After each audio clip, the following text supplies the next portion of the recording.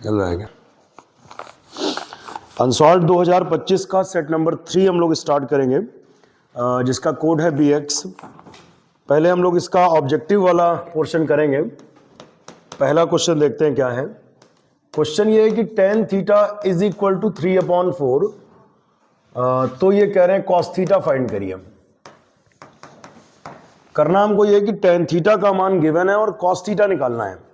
तो करना ये होगा कि दो रास्ते हैं। एक तो हम सर्वसमीका से जा सकते हैं, सेक और tan में एक सर्वसमीका भी है अपने पास। हम चाहें तो वो सर्वसमीका यूज कर लें, tan की वैल्यू रखें, सेक आ जाएगा, और सेक को पलट दें तो cos आ जाएगा। एक बात। दूसरा तरीका ये होगा कि हम ट्रायंगल बना लें, तो ट्रायंगल से ही करते हैं। चलिए, tan थीटा होता है लंब बटे आधार। tan थीटा होता है लंब बटे आधार। त्रिभुज का नाम रख लिया हमने ABC। थीटा के सामने लंब होता है, लंब हो गया BC। 90 के सामने कर्ण और आधार होता है AB। थीटा के सामने लंब, लंब बटे आधार, BC बटे AB। BC को हम मान लें थोड़ी देर के लिए। मान लिया BC की वैल्यू हमने ले ली 3K और AB की वैल्यू ले ली 4K। BC हो गया 3K, AB हो गया 4K। BC हो गया 3K, AB हो गया 4K। अब हम इसमें पाइथागोरस प्रमेय लगाएंगे और AC निकालेंगे। तो कर्ण का वर्ग AC स्क्वायर बराबर AB square plus BC square. AB square plus BC square. AB की वैल्यू है 4K और BC की वैल्यू है 3K। अब देखिए, 4 का वर्ग होता है 16K स्क्वायर और 3 का वर्ग होता है 9K स्क्वायर। 16 और 9 25K स्क्वायर।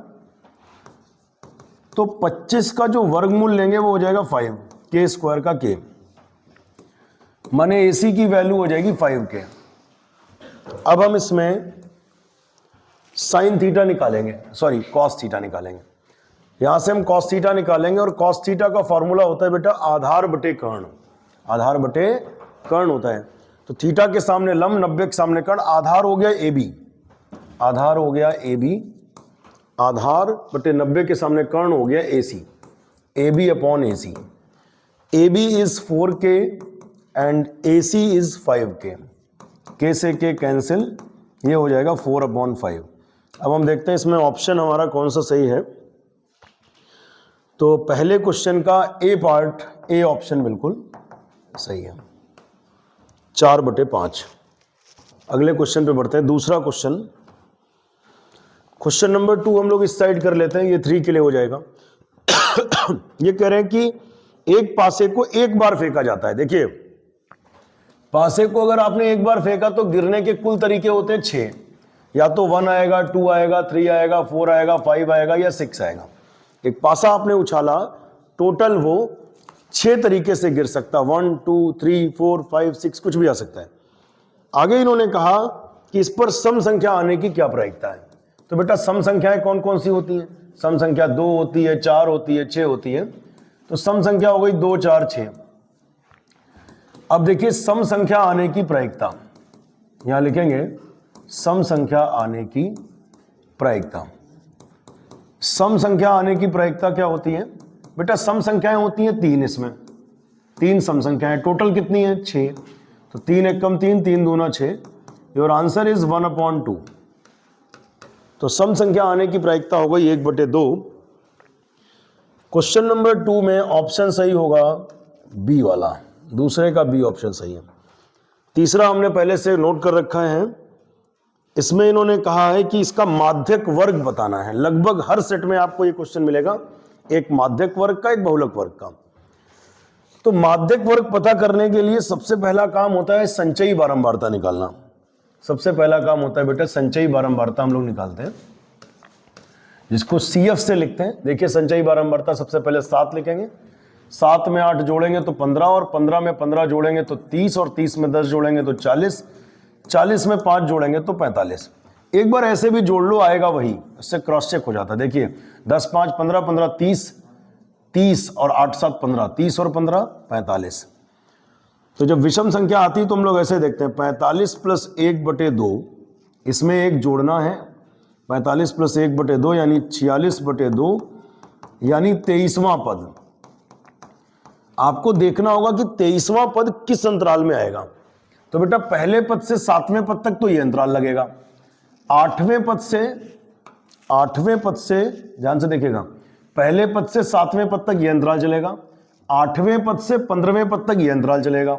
हमको चाहिए 23वां, तो 16वें पद से 30वें पद तक, इसमें 23वां भी आ जाएगा, 16वां 17वां 18वां 19वां 20वां 21वां 22वां और 23वां हमको चाहिए, और 23वां पद इस अंतराल में आ जाएगा, क्योंकि इस अंतराल में पद आएंगे, लिख देते हैं यहां पर हम 16वें पद से लेकर के कहां तक, 30वें पद तक इसमें आएंगे। तो 16वें से 30वें के बीच में 23वां भी आएगा, तो माध्यक वर्ग हो गया 20 से 30, माध्यक वर्ग हो गया 20 से 30। ऑप्शन देख लेते हैं कौन सा सही है। 20 से 30 ऑप्शन जो है वो तीसरे का सी ऑप्शन करेक्ट है। अगले क्वेश्चन पे चलें। बहुलक वर्ग देखना है, इसमें तो कुछ करना ही नहीं होता है, सीधे ऑप्शन टिक कर देंगे। जिसकी बारंबारता सबसे ज्यादा वही बहुलक वर्ग है, तो बारंबारता 11 सबसे बड़ी इसमें दिख रही है, तो बहुलक वर्ग हो जाएगा 10 से 15, 10 से 15। ऑप्शन डी है, चौथे का डी ऑप्शन। बहुलक वर्ग फिर समझ लें, जिसकी बारंबारता सबसे ज्यादा वही बहुलक वर्ग है। तो इसमें बारंबारता सबसे ज्यादा किसकी है, ये 11 बारंबारता सबसे ज्यादा है, तो बहुलक वर्ग 10 से 15 हो जाएगा, डी ऑप्शन है। अगले क्वेश्चन पे बढ़े, 5वां प्रश्न क्या कह रहा है देखते हैं। 5वें में पहले हम ऑप्शन नोट कर लेते हैं, 4 विकल्प है इसमें, ए बी सी डी, और इसमें प्रायिकता है 1 -1, 1/2, 1/3। कह रहे निम्नलिखित में से कौन सी घटना की प्रायिकता नहीं हो सकती है। आपको पता है प्रायिकता कभी माइनस में नहीं हो सकती, तो 5वें का बी ऑप्शन सही है, प्रायिकता कभी भी माइनस में, बल्कि प्रायिकता के बारे में समझ लीजिए, प्रायिकता का जो मान होता है ना वो 0 से 1 तक हो सकता है, 0 से कभी भी 1 से ज्यादा नहीं और 0 से कम नहीं। ये 1/2, 1/3 और 1 भी हो सकती है प्रायिकता, 1/2, 1/3 प्रायिकता इनके बीच में आती है, इस रेंज में आती है तो हो सकती है, बट -1 0 से भी छोटा है, इसलिए प्रायिकता ये नहीं हो सकती। अगला क्वेश्चन देखते हैं 7वां, ये भी सीधे याद कर, 7वां नहीं 6ठा देखिए। क्वेश्चन 6 है, 3 cot A की वैल्यू दे रखी है 4, तो इसकी वैल्यू पूछ रहे हैं 1 - tan square A upon 1 + tan square A, ये निकालना है बेटा। तो ये सबसे पहले तो यहां से cot A का मान निकाल लें। cot A का मान अगर निकालें तो क्या आएगा, 3 बटे में जाएगा, 4/3 हो जाएगा, 3 बटे में। अच्छा, चूंकि tan A की जरूरत है तो cot का उल्टा होता है tan, अगर cot की वैल्यू को पलट दे तो वो tan की वैल्यू बन जाती है। यहां से cot A निकला 4/3, इसे पलट दीजिए, 3 ऊपर 4 नीचे, tan A 3/4। अब इसमें tan A का मान रख दीजिए 3/4, यहां भी tan A का मान रख दीजिए 3/4। तो 1 - 3 का वर्ग 9 और 4 का वर्ग 16, फिर 3 का वर्ग 9 और 4 का वर्ग 16। अब बताइए इसे सॉल्व करेंगे तो क्या होगा, 16 एकम 16 में से 9 गया, 7/16, 16 एकम 16, 16 और 9 25/16। Your answer is 7/25। एक बार चेक कर लें इसमें, क्या 7/25 कोई ऑप्शन है, तो जवाब है 6ठे का ए ऑप्शन करेक्ट है, 6 का ए ऑप्शन। 7वां क्वेश्चन याद होगा तभी कर पाएंगे। cos 60 की वैल्यू पूछ रहे हैं, और cos 60 की वैल्यू याद होनी चाहिए, रट लीजिए, मान भी पूछ देते हैं 1/2। cos 60 का मान 1/2 होता है, तो 7वें का सी वाला ऑप्शन करेक्ट है।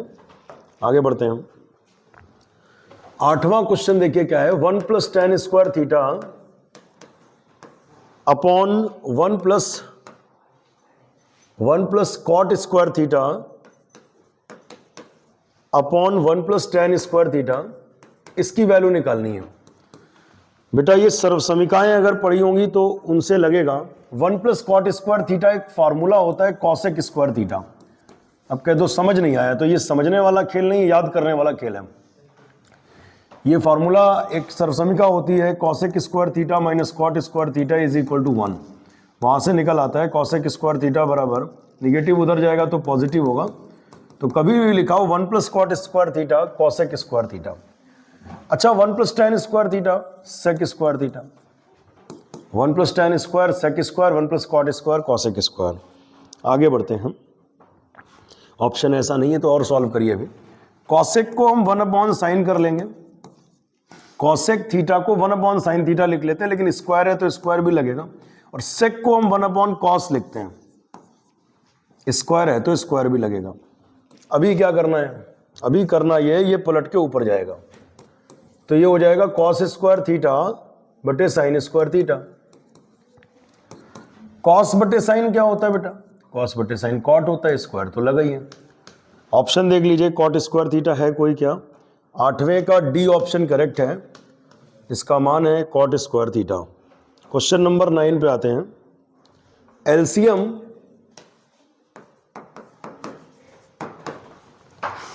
पैंतीस और 63 का जो एलसीएम है, 35 और 63 का जो एलसीएम है वो 315 है, और हमें इन्हीं नंबर्स का 35 और 63 का एचसीएफ निकालना है। हम हर सेट में बताते चलते हैं कि ये क्वेश्चन आता ही है। देखिए इसमें का क्वेश्चन आपको मिलना ही मिलना है पेपर के अंदर। हाँ डिजिट्स बदलेंगी लेकिन सवाल जरूर मिलेगा इसमें।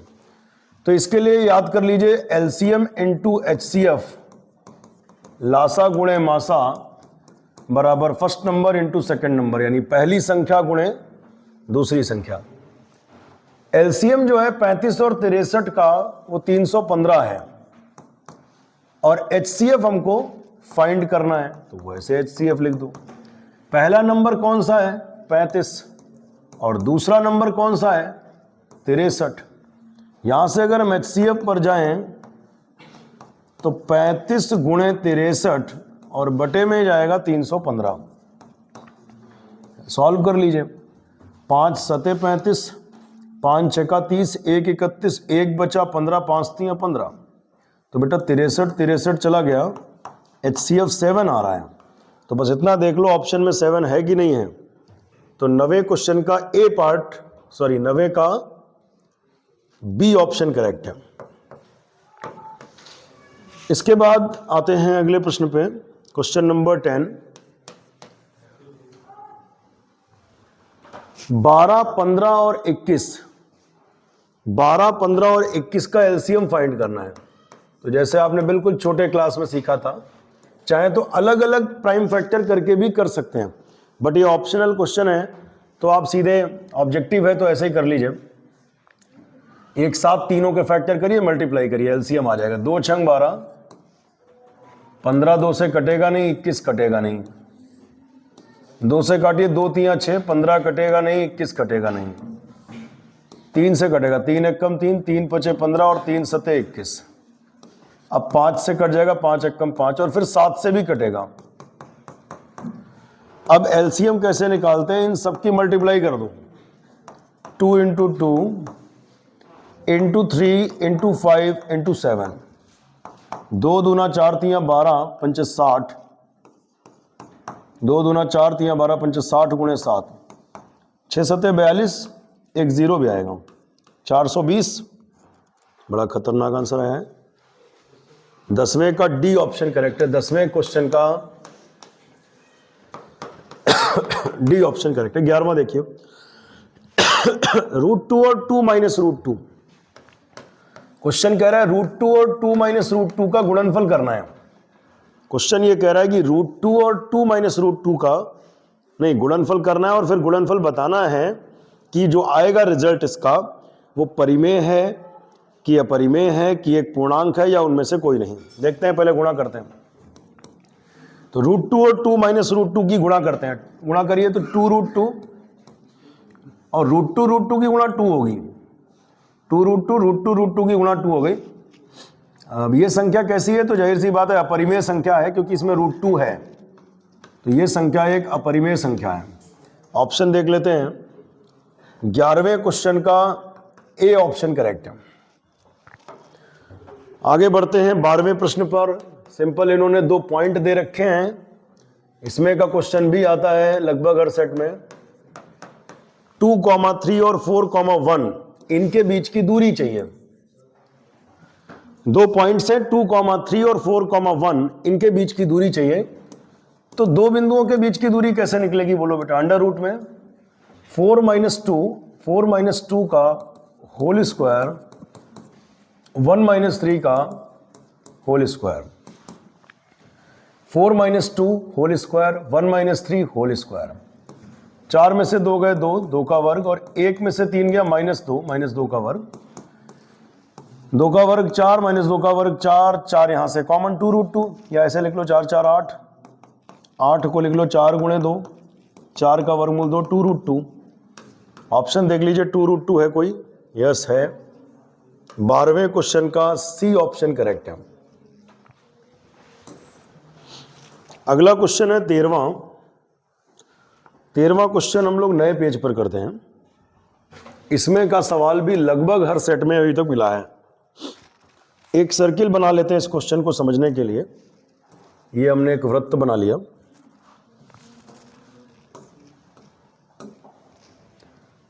ये इसकी रेडियस हो गई। सवाल में एक टेंजेंट की बात कर रहे हैं, तो एक टेंजेंट भी खींच लिया हमने। अब सवाल पढ़ लेते हैं क्या कह रहे हैं। 5 सेंटीमीटर त्रिज्या वाला एक वृत्त है। एक वृत्त है जिसकी त्रिज्या 5 सेंटीमीटर, एक वृत्त जिसकी त्रिज्या 5 सेंटीमीटर। वृत्त के बिंदु P पर, ध्यान से पढ़िएगा, वृत्त के बिंदु P पर स्पर्श रेखा PQ है। P पॉइंट पर, वृत्त के बिंदु P पॉइंट पर स्पर्श रेखा PQ है। केंद्र O से जाने वाली रेखा, ये देखिए केंद्र हो गया, O से जाने वाली रेखा से बिंदु Q पर मिलती है। अच्छा, केंद्र O से जाने वाली रेखा, O से जाने वाली एक रेखा है जो स्पर्श रेखा को बिंदु Q पर मिलती है। इस प्रकार मिलती है कि OQ की जो लेंथ है वो 12 सेंटीमीटर है। तो PQ की लंबाई निकालनी है। बहुत सारे बच्चे जल्दी में इस सवाल को करें तो हो सकता है 13 आंसर टिक कर जाएं, क्योंकि वो कॉम्बिनेशन इतना फेमस है 5 12 13 का कि वो याद हो जाता है 5 12 13। अगर ये 12 होती और ये पूछते, कुछ सवाल हैं ऐसे जिनमें ये 12 देते हैं, वो निकालते 13 आती है, लेकिन इसमें इन्होंने OQ दे रखी 12 और PQ पूछी है। तो ध्यान से करिएगा, √119 आना चाहिए, वही आएगा। तो सबसे पहले तो हम कहेंगे स्पर्श रेखा और स्पर्श बिंदु से जाने वाली त्रिज्या परस्पर लंबवत होते हैं। त्रिभुज OPQ में पाइथागोरस लगेगी। 90 के सामने कर्ण होता है OQ स्क्वायर, कर्ण का वर्ग बराबर लंब वर्ग प्लस आधार वर्ग, यानी OP square plus PQ square. OQ कितना है? 12, 12 का वर्ग। OP कितना है? 5, 5 का वर्ग। और PQ हमको निकालना है। 12 का वर्ग 144, 5 का वर्ग 25 प्लस PQ स्क्वायर। तो PQ स्क्वायर कितना है? इसको इधर भेज दो, 144 प्लस 25 इधर आया -25। 144 से 25 घटाओ, 14 में से 5 गए 9, 3 में 2 गया 1, 119। फाइनली PQ बराबर आ जाएगा √199। अब देख लेते हैं इसमें ऑप्शन कौन सा है। 13वें का बी ऑप्शन करेक्ट है। बढ़ते हैं अगले प्रश्न की तरफ। 14वां प्रश्न भी अच्छा है, ट्रायंगल का है। एक ट्रायंगल हम लोग बना लेते हैं जल्दी से। इसमें एक लाइन बीच में खिंची हुई है जो आधार के समांतर है, वो भी खींच लिया हमने। अब ध्यान से सुनिए, इस पॉइंट को इन्होंने A बोला, इसको B बोला, इसको C बोला, इसको D बोल दिया और इसको E बोला है। अब देखिए इसमें दिया गया है कि DE पैरेलल टू BC। बच्चों के दिमाग में एक बात फीड रहती है कि जैसे ही DE समांतर BC, उन्हें लगता थेल्स प्रमेय लगी जाएगी। जरूरी थोड़ी है। हालांकि DE समांतर BC पर थेल्स प्रमेय लग सकती है, जरूरी नहीं कि वही उसी का सवाल हो। देखते हैं। AD 3 है,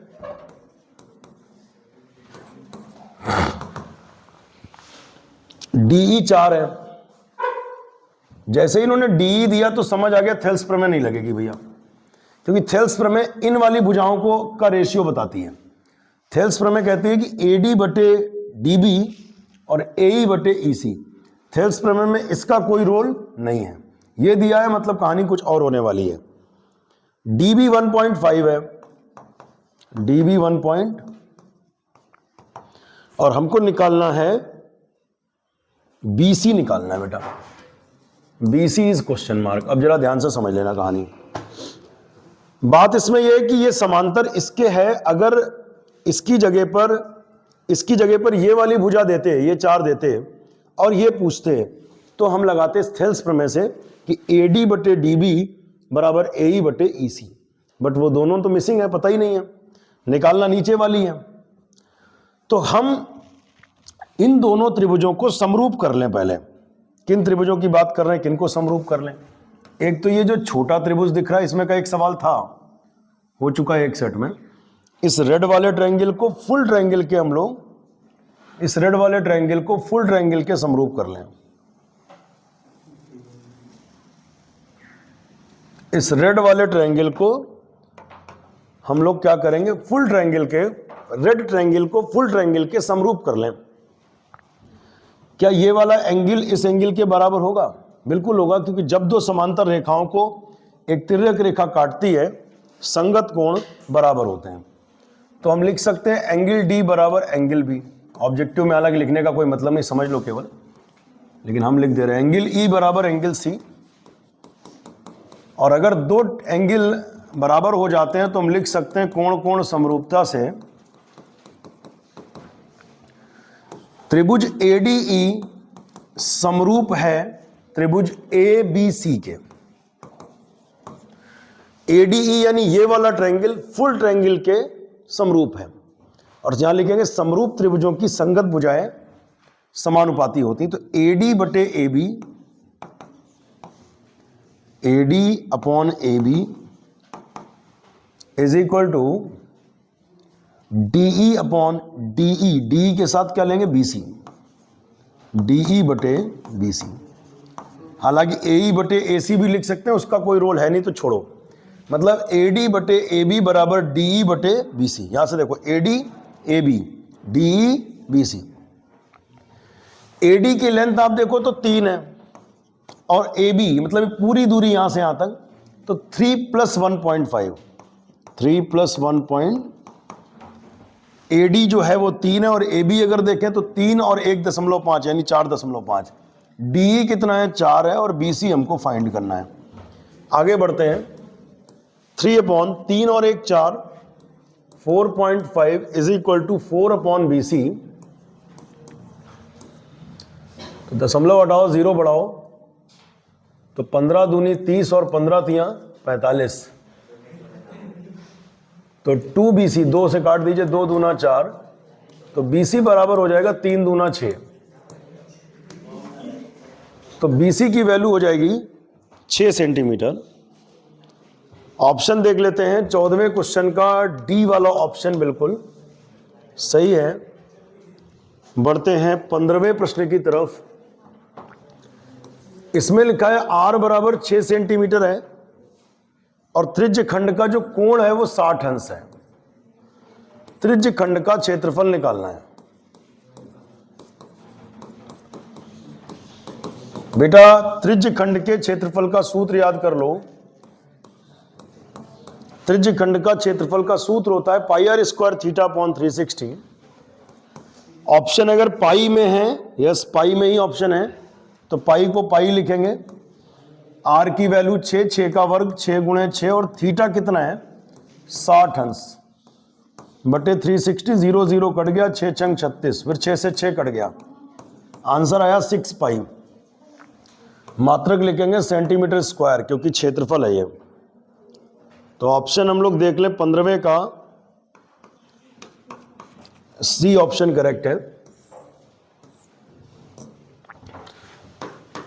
अगला प्रश्न है 16वां। कह रहे 10 सेंटीमीटर भुजा वाले दो घनों के संलग्न फलकों को मिलाकर एक ठोस बनाया गया। इस प्रकार प्राप्त घनाभ का पृष्ठीय क्षेत्रफल निकालो। मतलब 10 सेंटीमीटर भुजा वाला घनाभ था और 2 घनाभ हमने उसके संलग्न फलक चिपका दिए, मिला दिए। तो सीधी सी बात है, अगर हम 2 घनाभ को मिला देंगे तो लंबाई उसकी 20 हो जाएगी।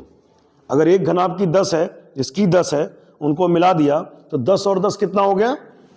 बोर्ड पर बना के दिखाते हैं। हालांकि इसमें के कई सवाल हो चुके हैं। ये मान लिया घनाभ है इस तरीके से,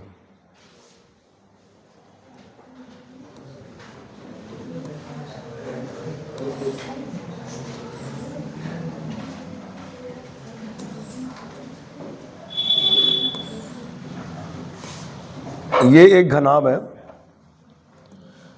इसमें 10 सेंटीमीटर का ये घनाभ और मिला दिया, अलग कलर का बना देते हैं वरना दूसरा घनाभ वही लगेगा तुमको।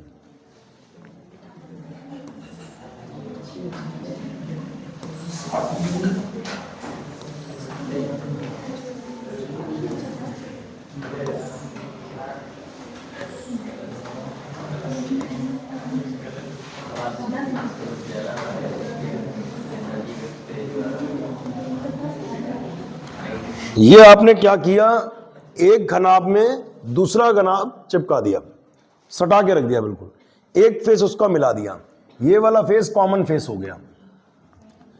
तो बेटा अब लंबाई 10 थी तो 10 थोड़ी बची, अब ये घनाभ हो गया, लंबाई इसकी हो गई 10 + 10 यानी कह सकते हैं 20। चौड़ाई बेटा 10 ही है, अभी भी 10 है, यहां भी 10 है, यहां भी 10, चौड़ाई 10 ही रहेगी, चौड़ाई 10 रहेगी। और जो हाइट है, हाइट पहले 10 थी अगर इस वाले की, तो अभी भी हाइट 10 है घनाभ की, हाइट पर भी कोई असर नहीं पड़ा, असर केवल पड़ेगा लंबाई पर। जब आप 2 घनाभ चिपका देंगे तो उनकी लंबाई 10 और 10 मिलकर लंबाई 20 हो जाएगी, चौड़ाई वही रहेगी, ऊंचाई वही रहेगी। तो ये पूछ रहे हैं घनाभ का पृष्ठीय क्षेत्रफल। इसका फॉर्मूला याद करिए पहले तो, 2 ब्रैकेट में LB + BH + HL। L कितना है? 20, B कितना है? 10, B है 10, H हो गया 10, H हो गया 10 और L हो गया 20। 20 × 10, 20 × 10 होता है 200, 10 × 10 होता है 100 और 20 × 10 होता है 200। 200 200 400 1 500 दूना 200 1 300 2 500 500 दूना 1000, यानी कह सकते हैं 1000 सेंटीमीटर क्षेत्रफल है तो सेंटीमीटर स्क्वायर ही होगा। ऑप्शन इसमें 1200 दिया है, 1800, 2000, हाँ 1000 दिया है। तो 16वें क्वेश्चन का डी ऑप्शन करेक्ट है। अगले क्वेश्चन पे आते हैं। 17वां क्वेश्चन क्या है, एक 6x² -3 -7x, ये पूछ रहे हैं इसके शून्य क्या होंगे। तो बेटा 6x² पहले लिख लो, फिर ये लिख लो, फिर ये लिख लो। कल भी एक सवाल इससे पिछले सेट में था, इसमें इन्होंने कहा इसके शून्य चाहिए, और शून्य चाहिए तो इसको शून्य कर दो भाई, शून्य चाहिए शून्य कर दो, पता चल जाएगा किन मानों पर शून्य है। फैक्टर करते हैं, 6 × 18 के ऐसे 2 फैक्टर सोचने हैं जिनको घटाने पर 7 हो जाए। तो जवाब है 9 और 2, 9 दूनी 18 होता है, और 9 में से 2 घटेगा तो 7 भी होता है। इस 7 को हम लिखेंगे 9 - 2, 9 में से 2 जाएगा तो 7, 6x² माइनस का 9x माइनस माइनस प्लस का 2x -3 बराबर 0। इन दोनों में 3x कॉमन, इन दोनों में 3x कॉमन, तो 3 दूना 6, x² में x ले लो, x यहां से ले लिया, 3 × 3 = 9, प्लस 1 कॉमन तो हो गया 2x -3 बराबर 0। 2x -3 पूरे में कॉमन तो हो जाएगा 3x + 1 = 0। एक बार पहला फैक्टर 0 तो x बराबर -3 उधर गया +3/2। एक बार दूसरा फैक्टर 0 +1 उधर गया -1, x बराबर -1/3। तो इसके दो शून्य हो गए बेटा, एक तो 3/2 और दूसरा -1/3। ऑप्शन देख लेते हैं। 3/2 और -1/3 ये आ रहा है 17वें का बी ऑप्शन में आ रहा है, 17वें का बी ऑप्शन। 18वां देखते हैं क्या है। समीकरण दिए हैं 4/3x + 2y = 8। हालांकि हम ऐसे भी इसे सॉल्व कर सकते हैं, लेकिन बढ़िया होगा इसमें 3 से गुणा कर लो, थोड़ा हल्का कर लो सवाल को, भिन्न में गलती हो सकती है। 3 से गुणा करिए, 3 से 3 कट जाएगा तो 4 हो जाएगा। यहाँ पे 3 से गुणा करोगे, 3 3 कट जाएगा, 4 हो जाएगा। 3 से करिए, 3 दूनी 6 y और 3 8 24। 3 से गुणा, 3 3 कट गया, 3 दूना 6, 3 8 24। दूसरा समीकरण लिखो बेटा, एक और है 2x + 3y = 12। कह रहे हैं इसमें कितने हल होंगे। 4 ऑप्शन है, केवल एक हल होगा, अनंत हल होंगे, 2 हल होगा, कोई हल नहीं होगा। तो A1/A2, B1/B2 और C1/C2 ये 3 चीजें निकालते हैं हम लोग, और फिर देखते हैं क्या होगा। ये A1 है, A2 है, B1 B2 C1 C2। तो 4/2 A1 ये, A2 ये, A1/A2। फिर B1/B2 यानी 6/3, और फिर C1/C2। ये ध्यान रखना, दोनों बराबर के उधर से लेना है या दोनों बराबर के इधर से लेना है। ऐसा नहीं होना चाहिए कि एक टर्म बराबर के इधर हो और एक उधर हो, तो फिर गलत हो जाएगा। दोनों बराबर के उधर है तो ठीक है, 24/12। अब देखिए 2 दूना 4 तो ये 2 आया, 3 दूना 6 तो ये भी 2 आया, 12 दूनी 24 ये भी 2 आया। अब ध्यान से सुनना, तीनों बराबर आए तो हम ये कह सकते हैं कि A1/A2 = B1/B2 = C1/C2। ऐसी स्थिति में समीकरण निकाय होता तो संगत है, और रेखाएं जो है संपाती होती हैं और इसके अनंत हल होते हैं। तो इसमें देख लेते हैं कौन सा ऑप्शन है। बी ऑप्शन टिक होगा, इसके अनंत हल होंगे। और अगर ये A1/A2 ≠ B1/B2 होता तो कैसे हल होते? तो अद्वितीय हल होते। और अगर ये बराबर हो और तीसरा बराबर ये ना हो तो कोई हल नहीं होता। 19वां प्रश्न देखिए, 3x² - 4√3x + 4 = 0। ये इसका विविक्त कर पूछ रहे हैं।